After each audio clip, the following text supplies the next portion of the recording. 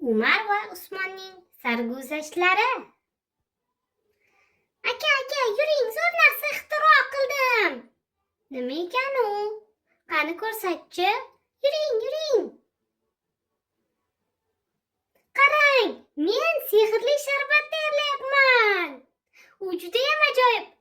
Xo'sh, nima u? Qarang, hozir ko'rasiz. U yordamida osmonda uchsa bo'ladi.